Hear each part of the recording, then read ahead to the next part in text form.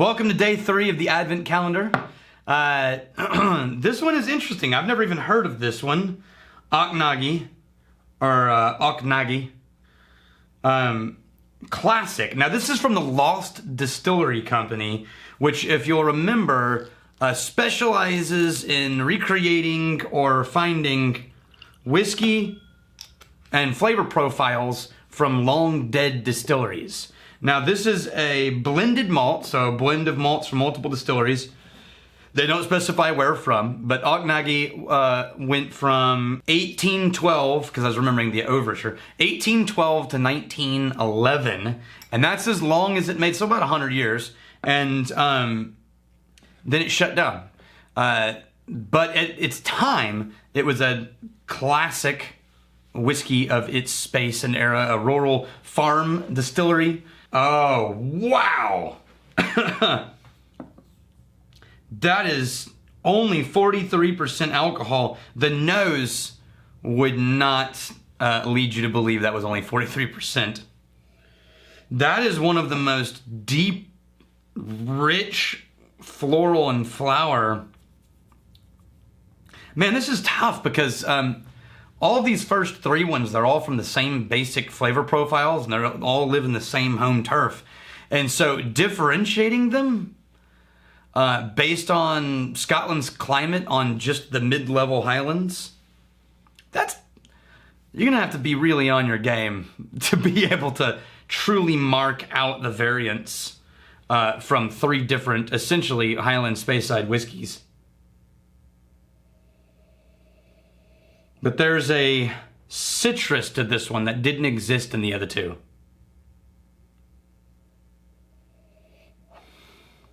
Once again, you have that deep butterscotch and deep floral fruits, but it's denser. It tastes thicker. It tastes heavier, or smells heavier. Taste is completely different. This one has a pepper note on the 4th section of the flavor profile that just kind of dominates.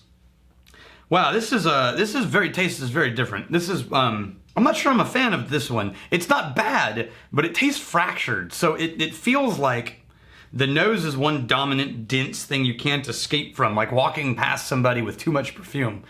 It's heady. And then you take a sip, and initially starts with that same flavor of that perfumey density, right? But then right as soon as it hits, it goes flat, thin, brittle, and sharp, and then peppery, and then all the sweetness just vanishes. And so it's like it's this brittle, shiny, peppery whiskey that's coated in sweetness in order to get it through the door, but it's not got this deep, cohesive, lingering flavor. Yeah, once again, starts honeyed, immediately flattens out and gets brittle, spikes of pepper, and then the lingering aftertaste is just a kind of bitterness. Yeah, so it's funny because in the smell, I thought I was headed back the direction of the first 2 days. I'm gonna add a little water to this, but it's a totally different animal. I kind of like it, strangely enough. It probably didn't sound like it. I actually like this a lot. I prefer the woodiness of yesterday's Weymouth, or I have no idea if I'm pronouncing that correctly. Weymouth?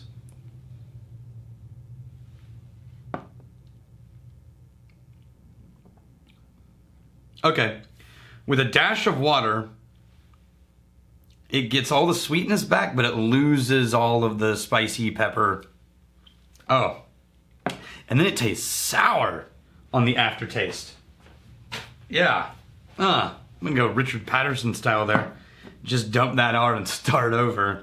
That just went weird. Yeah, there was a weird funk sourness to the end of that aftertaste once the water split it apart. Yeah, this one needs to stay together. The black pepper's back. Yeah, that's where it belongs. All right, that's a good day 3, man. I know that for all of you bourbon people out there, most of my team bourbon, I get that this is not going to be up your alley. I think there are some people who are doing advent calendars of bourbon focus. Go find them. You've got to believe that it's Bourbon Night is going to be doing some. I think the Scotch Test Dummies are doing something involving the advent calendar. If they are, go find them, because what I would really be interested in seeing is somebody else going through this and giving totally different tasting notes, or where we overlap or where we differ, because it's so subjective, right? Yeah, the aftertaste in this is numbing and alcohol-y. That's weird. All right. Till tomorrow, may your crazy stay this side of legal, and may you return before we have time to miss you. Cheers.